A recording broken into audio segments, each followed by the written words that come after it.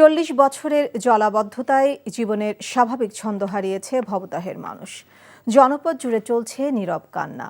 জীবন জীবিকা বাধাগ্রস্ত, ফসলি জমি নষ্ট হয়, মাছের ঘেরের চক্রে বন্দী তারা। জলাবদ্ধতার অভিশাপ থেকে মুক্তি চান ভবদহের মানুষ।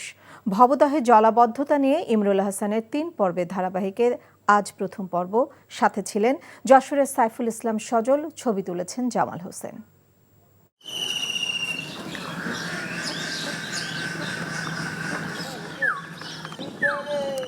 প্রকৃতিতে বইছে শীতের হাওয়া। বর্ষা চলে গেছে, তাও ৩ মাস হলো। তারপরও উঠোনে পানি, বাড়ি থেকে বের হওয়ার পথ যেন একটা নদী। এক ঘর থেকে আরেক ঘরে যেতে পাতা হয়েছে সাঁকো। ঘরের ভেতরে পানি, মাচা পেতে ব্যবস্থা হয়েছে শোবার জায়গার। গরু বাছুর নিজেকে খাওয়া দাওয়া এই যে কষ্ট করে করতে আসছে, এ তো চালি দিয়ে করে নিচে রান্নাঘর, সেই জায়গায় রান্না করে খাচ্ছে। চালির পরে রান্নাঘর তো ভেঙে গেছে, ওই যে চলাচলের সমস্যা আছে সব সময়। এতে তো গা গুঁতো খাইয়েও নিজেরা মরতেছি, এত কষ্ট। যশোরের অভয়নগর, মনিরামপুর, কেশবপুর আর খুলনার ডুমুরিয়ার বেশিরভাগ বাড়ির চিত্রই এক। জেগে আছে একমাত্র বড় রাস্তা। কোনো কোনো রাস্তাও তলিয়ে আছে পানির নিচে। যাতায়াতের জন্য ডিঙ্গি নৌকায় ভরসা। এ এলাকায় যত দূর চোখ যায় শুধু পানি আর পানি। ক্ষেতের ফসল, মাছের ঘের সবই কেড়ে নিয়েছে সর্বনাশা পানি। কেড়ে নিয়েছে অনেকের থাকার জায়গাটুকু। পানির কাছে হেরে তাদের ঠাঁই রাস্তার ধারে। রান্না বান্না করার সমস্যা, ছেলেবেলি নিয়ে থাকতে পারছিল না। আর রাস্তার পরে এসেও তো রিক্স, ছেলেবেলি নিয়ে যেদিন পানি কমবে সেদিন ফেরবো। পানি তো সত্যিছে অল্প অল্প আন, আগে তো যাই বেশি সত্যি আন, একটু কম সত্যিছে। মেঘ দেখলেই এখন ভয় ভবদহের মানুষের। আতঙ্ক দানা বাঁধে মনে। আবারও বৃষ্টি হলে আশ্রয় নেওয়া জায়গাটাও চলে যাবে পানির নিচে। বৃষ্টি হলেই তো সবসময় আতঙ্কে থাই, যা কিনা আমাকে বাড়ি যা একটু পানি কমতেছে তা আবার তার চেয়ে বেশি আসছে। গেল কয়েক বছর বৃষ্টি কম হওয়ায় ভবদহের জলাবদ্ধতা খুব একটা প্রকট ছিল না, কিন্তু শেষ 3 মাসের বৃষ্টি দুর্ভোগ বাড়িয়েছে। তোমাকে বগদার সমস্যা, জল ধরে নেয়, সেই এক সমস্যা।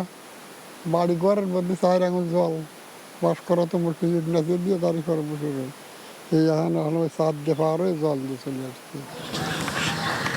ভবদহের অভিশাপের শিকার এক সময়ের অনেক সচ্ছল পরিবার। সর্বনাশা পানি গিলে খেয়েছে ফসলি জমি। বাধ্য হয়ে মাছ চাষে ঝুঁকেছে কৃষক।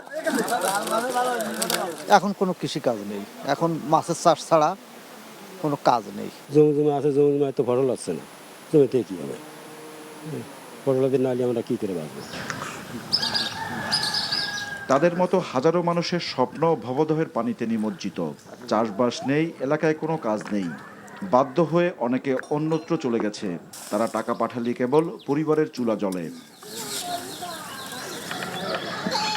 পচা গন্ধ, আবদ্ধ পানি ব্যবহারে বাড়ছে স্বাস্থ্য ঝুঁকি। নানান রোগবালায় আক্রান্ত ভবদহের মানুষ। জলাবদ্ধতায় স্বাভাবিক শিক্ষা কার্যক্রমও ব্যাহত হচ্ছে।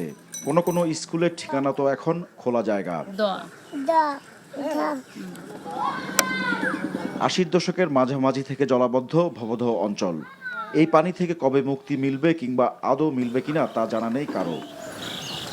জলাবদ্ধতায় বিপর্যস্ত এক জনপদ ভবদহ। জলাবদ্ধতা নিরসনে বছর বছর প্রকল্প হাতে নেওয়া হলেও দুঃখ ঘুচে নেই ভবদহের মানুষের। তাই পানিবন্দী জীবনই তাদের নিয়তি। Imrul Hasan, NTV news, Abhaynagar, Jashore. চুলতা কবেকার অন্ধকার বিদিশার দিশা, মুক্তার শ্রাবস্তির কারুকার্য। চেষ্টা করবেন রাত 9টার মধ্যে বাসায় চলে আসার। মেইন গেটে তালা লাগিয়ে দেওয়া হয়। প্রতিদিন কি তড়িঘড়ি করে বাড়িতে ফেরা সম্ভব?